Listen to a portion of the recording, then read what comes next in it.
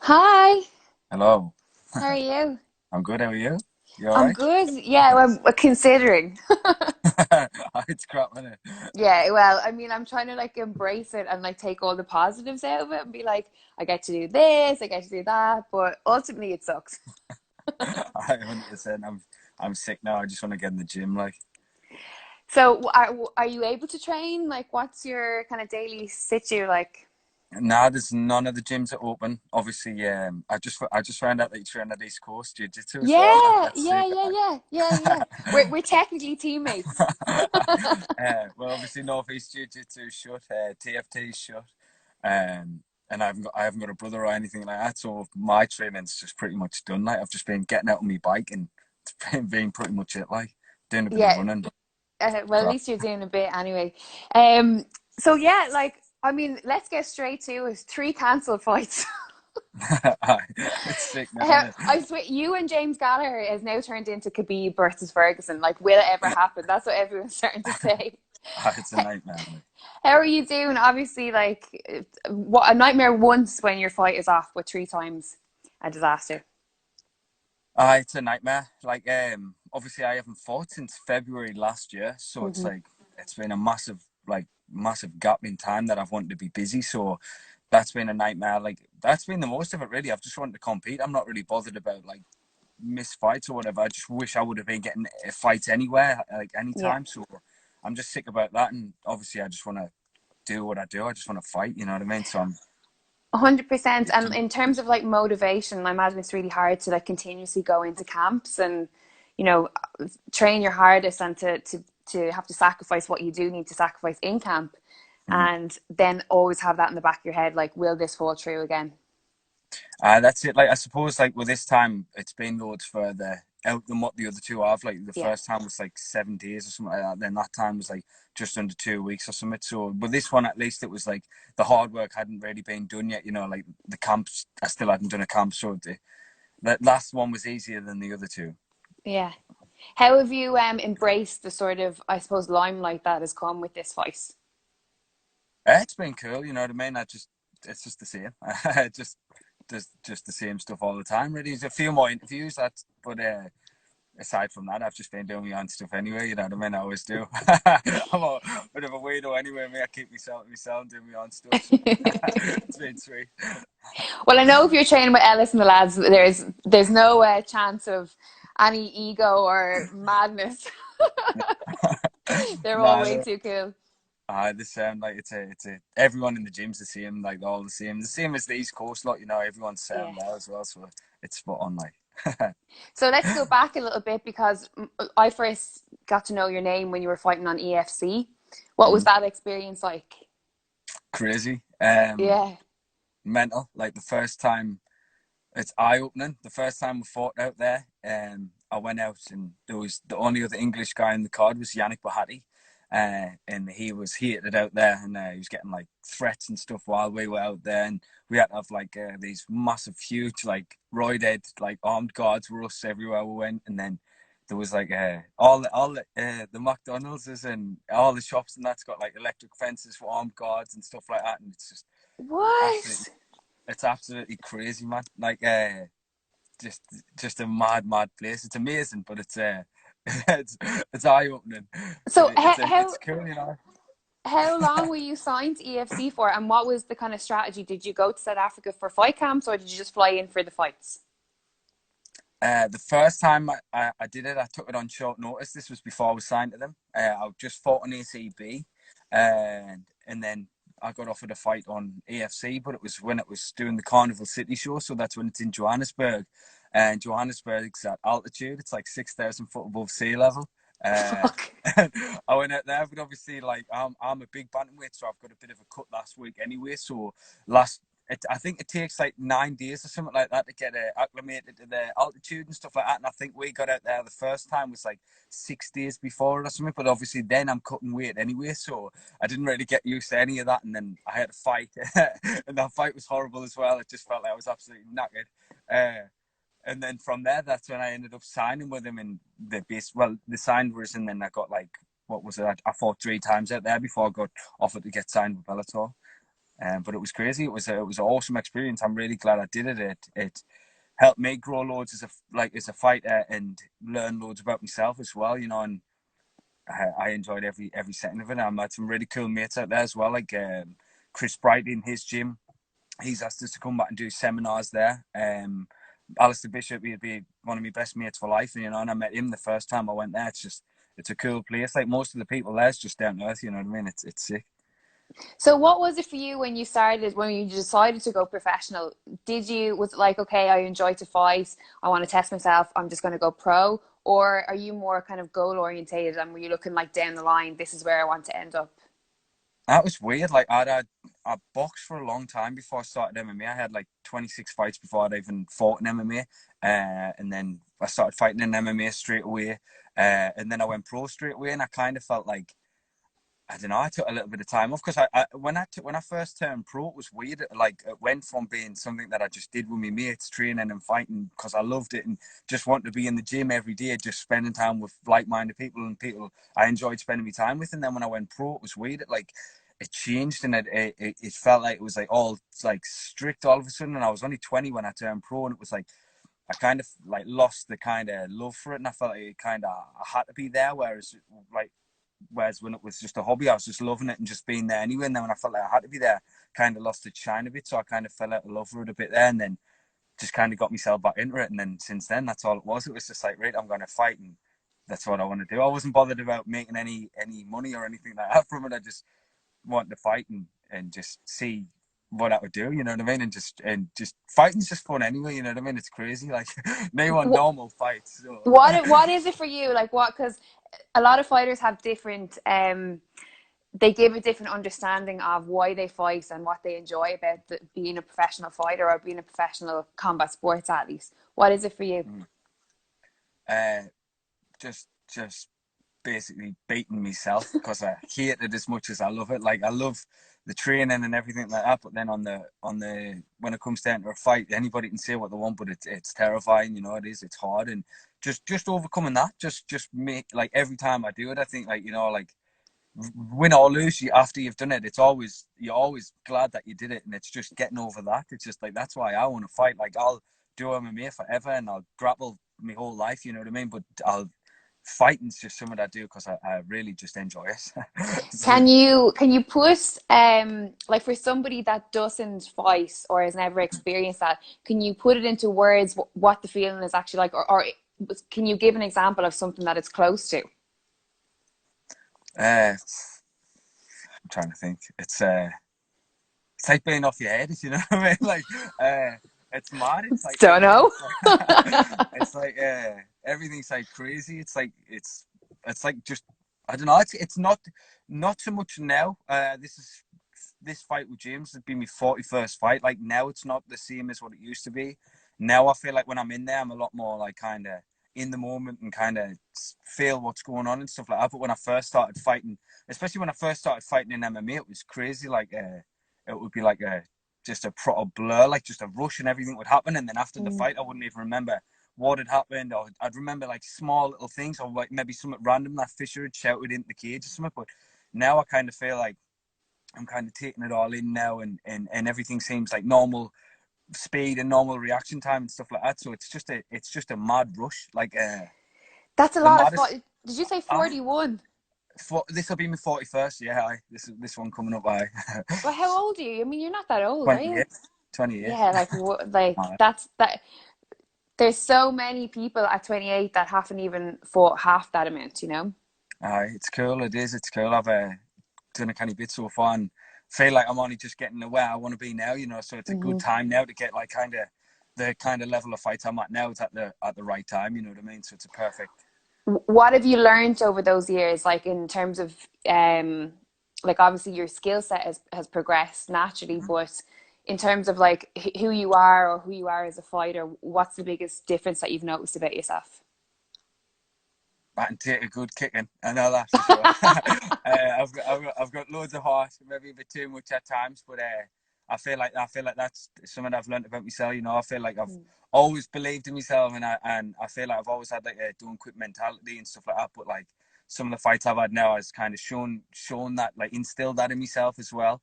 And like just stupid things. Like now, like when I fight, I'll always be 100% fit. Like when I was a kid, I remember one time I was in school and I got a phone call saying, "Oh, do you want to fight tonight?" And I was like, why not? You know what I mean? I just had a kebab or something for me dinner in school, you know what I mean? I was like, why not? And ended up fighting at like 4 kilos heavier than what I was. And just you know what I mean? Just stupid things like that, and fighting not fitting. And I had a good record as well, you know what I mean, when I was amateur back in the day. But I feel like just lessons like that I've learned now, and it's like I'll always like be fit and ready now. Like that's the main thing with me. I wish I would see like outside the camp. I was one of these guys who was like close to fight weight and that, but I struggle with that, mate. I don't really do a great deal of anything else. I don't drink and stuff like that, so I like to pouch my food. So in between fights, I'm massive. So that I was going to ask, what's the worst part of being a professional fighter? It's obviously the food then and the weight cut, right? You know what? Like the mad thing is, like that last week where you cut all the weight. I didn't really mind that part too much. Like it's in a weird way, it's quite interesting. You know, it's like science and seeing how it works and how far I can push it, and it's interesting. Whereas like my thing's the diet for that, because most people could probably start a camp, say 6-7 weeks out or whatever, and diet for that and then be on weight. Whereas mine's like 12 weeks. You know what I mean? Yeah. Like it's a lot more for me. You've probably seen how I'm a lot bigger than most of the guys in this weight division, and that's why, you know, I diet for a long time to make it. And that's what I hate. I just hate that. I hate not eating what I want.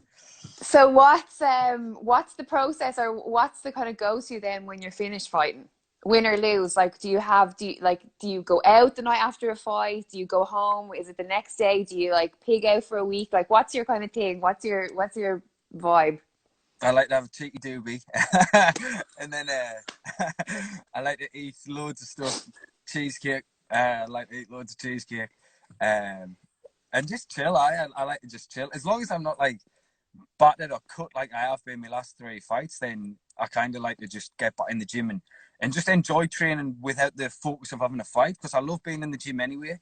But it's different when you've got a fight. You apply yourself differently and you're pushing harder. Whereas like when you haven't got a fight, you can be there just for the love of being there, and that's what I like. I like having a fight and then being back in the gym. And then if you want, because I'm not that I do anyway, but if you want to chill and just have a couple of chill rounds or do one in, one out, you can do that, and you're not at any risk. Whereas when you've got a fight, you kind of obligated to push through and push hard. So I like doing that and just chilling out after and just being in the gym for the crack. That's I hear more fun. you. I hear you. Maybe a So cheeky session here or there once in a blue moon, but something like that, you know. so go back to the very start. I mean, you said that you got into boxing first. Was there someone in your family that fought or that trained, or were you brought up by a family member? What was your first day? How did you get into it? It's weird. I don't know what it was. No one in my family ever fought at all. I just always wanted to box. I always wanted to fight. And my dad got us this T.Y. McGurk punch bag, and it used to hang up in my room. And I used to like just jump on it and just do my shit and bash it up and that. And there was basically one of my friends started boxing, Josh Gibson. I grew up. That's how the Pacino nickname originated from him, actually.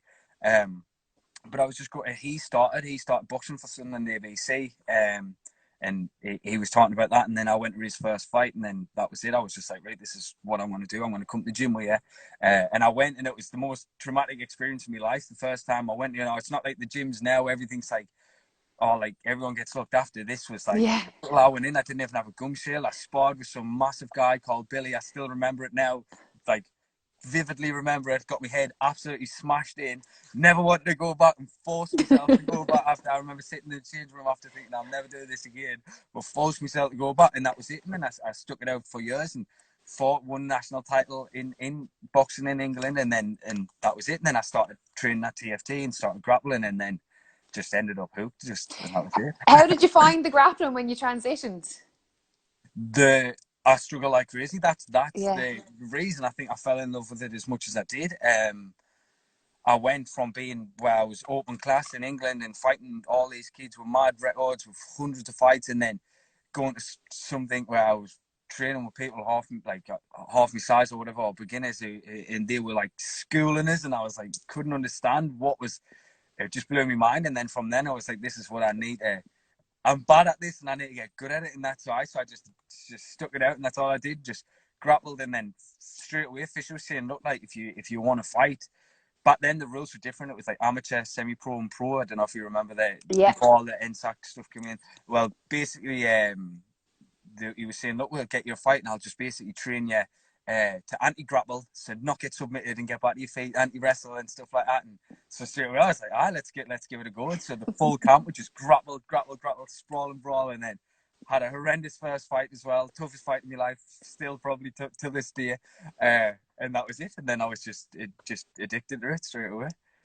It's probably because, like, from training myself as well, I love everyone's story of like grappling and how they got started, or you know, even if the guys that transitioned to MMA, and then also the guys who are boxers or do Muay Thai and they're just like that ground stuff, like no way, keep me away from it, like I'll get killed. it's interesting, you know.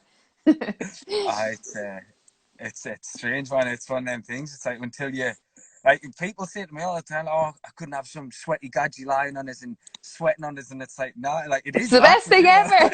It is that for sure, but it's like it's also at the same time. Like, I got physically tortured one time. Like literally, I rolled with a guy who trained at North. He doesn't train now, but he used to train at Northeast Jiu Jitsu. Ask Ellis about this if you ever see Ellis. The Flemster, and he was, I think at the time he was like maybe like 22 stone, and I was like quite skinny at the time as well. I don't know if it was next to a fight or what, but I was like all polite, and I was like sitting on my back playing about, and he like jumped over me guard and like got inside control, but like he was like squishing his, but like his rash guard like smothered me face, but it was like soaking wet and just started waterboarding us. So every time I was like gasping for air, I was like sucking the sweat through this like rash guard that was just waterboarding us. It was the most horrendous. Honestly, I was like, I'm going to tap the side control here. This is as bad as it is. I was like, I like fought my life, like the tiniest little gap, like sucking the air and trying to survive. But it was one of the most horrendous experiences of my life, you know what I mean? But it is, grappling's mental. Like, It really is. There'll be someone watching this now and they'll be like, I'm never starting that goddamn thing ever. That sounds horrific. It's brutal. I've seen some mad stuff happen as well, you know what I mean? It's like people getting choked out and stuff like that, and Telford's knee popping out, and just crazy stuff, you know what I mean? It's a mad sport, but it's class. It is. It definitely is. So when you got the call with Bellator, so what's your situation with them? Are you on contract? Is it per fight? Because arguably Bellator and UFC are kind of the two. Bellator, UFC, one championship are the sort of pinnacles around at the moment. That's where everyone is eyeing up, and all the young kids, that's where they are aiming for. So how did it all come about for you? Well, I got offered a fight on Ryzen. If I won my fight when I fought for the belt in EFC, I was going to fight in Ryzen on New Year's Eve. I lost that fight, and then basically that never came about. So I was like, kind of didn't really know where I was, because I was still signed to EFC at the time, but I didn't really know what was going to happen. And I knew I wanted to fight elsewhere after that. You know, I think that was like my ninth pro fight then or something. So I was kind of like, I want to kind of explore some different avenues, you know what I mean? And then Bellator were coming back to, they were coming to the Northeast. They'd done a BAMA Bellator card before, and I was supposed to be on it. That fell through.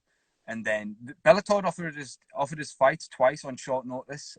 Once was like a week out, and the other one was 2 weeks out. And both times I accepted, and both times they fell through. So I kind of think I was already on the radar anyway. And then basically they just got in touch and said that they just signed Nathan Grayson, who was the Cage Warriors world champion at the time. Yeah. He was moving up to bantamweight, and would I be interested in fighting him in Newcastle, because they were coming to Newcastle, which is like a stone's throw away from where I live now.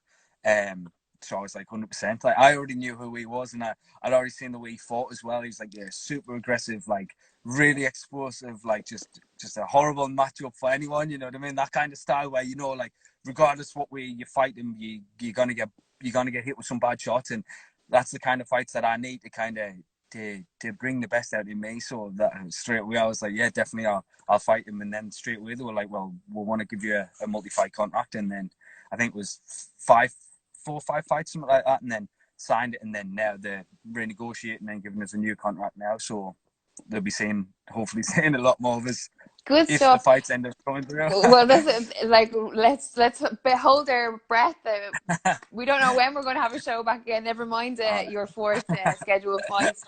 But has the goal changed in terms of, you know, obviously the win is always there, but in terms of belts, in terms of, you know, how far you want to go and progress in the sport, like what is your goal at the moment? I say it all the time, but I just literally just want to fight all the time. I just want to fight until I can, um, and just see where I can get with it. You know, if the belt does come, you know, if I do end up fighting James and get a big name after that or whatever, cool. If I don't fight James next, I fight someone else. I don't really care. I just want to keep fighting and keep proving that I am what I say I am, and I need these fights to be able to be able to prove it. You know what I mean? I want to beat these people and show that I am this level. So hopefully get some big names. Hopefully get at least one fight in this year. I'd love two if I can now with what's going on. You know, two would be ideal, and see where I'm at then. Hopefully get two big wins, or at least one big win, and then get some fights next year. But I'm not bothered about whatever. I just want fights. Good stuff. There's a couple of questions that have come in here, so I'm going to check them and see.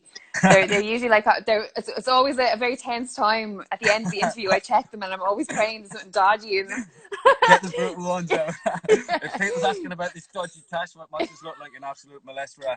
The reason I've got this is because Harry Hardwick nominated this for it. I didn't normally look like this. I look hideous at the minute. But oh, I thought this was a new look you were going for, like a little tash, a little thing. I was like, quarantine look. I was like, you're rocking it. Well done. Let's see.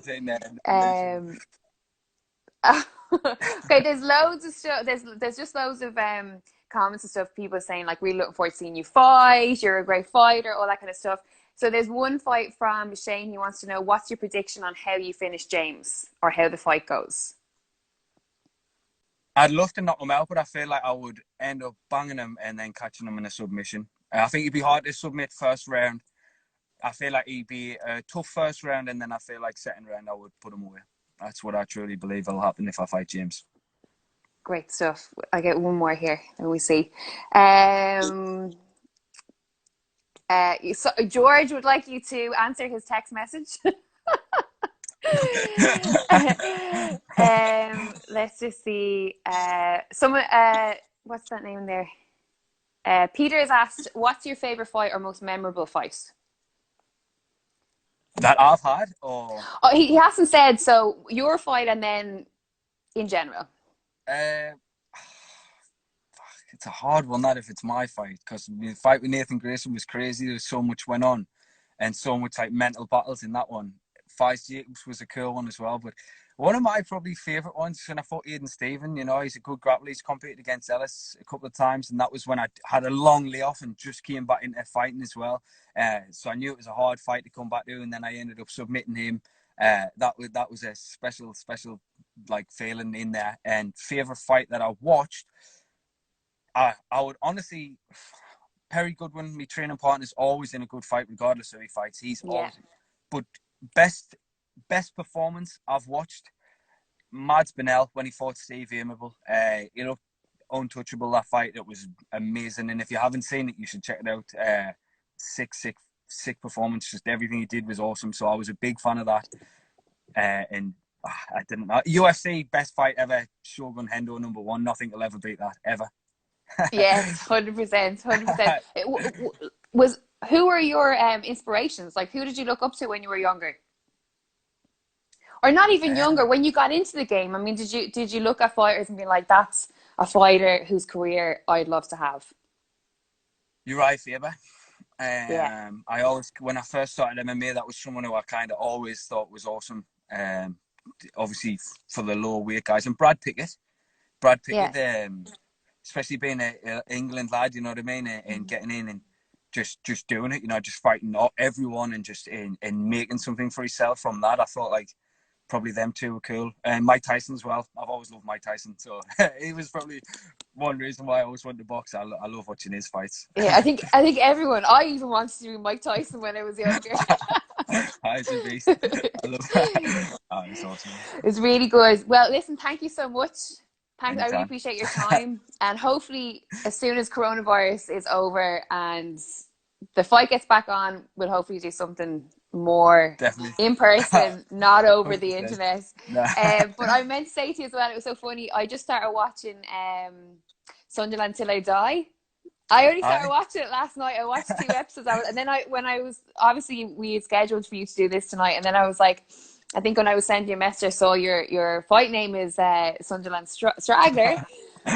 So you're I, obviously from Sunderland as well. It was gas. It was just funny the way it came around. I didn't put two and two together, but it's an you'd emotional literally, watch. you'd literally see the stadium from the house. No way, really deadly. I filmed some stuff to be in the second season, but they didn't use it. I was with some like Raj coach who was like absolutely mental. It was at a gym I was working at up the road, and it was just it was needless. So I couldn't No use way, it. really. Nah, nah, Well, you listen. couldn't have picked a worse person for us to do it with. I'm a fan. I'm a total fan of the people of Sunderland. Seem amazing. The passion. I, I'm only 2 episodes deep. I'm like unreal. cool. But listen, Thanks, Marie. thank you very much. I really appreciate it, and good to see you. And you're looking well, and Thank hopefully, you. You yourself. hopefully the fight will be back on soon, and we'll get a date. 100%. Aye, nice one. Hopefully catch See you you at East later. Coast as well. See you Yeah. later. Oh, Bye. absolutely. Yeah. Come over the next time Ellis is coming over. Come over. Definitely. I will, We'll get some definitely. rounds in. 100%. See Nice you one. I'll later, see you later. Cal. Take it Bye. easy. Bye. Bye. Bye. Bye.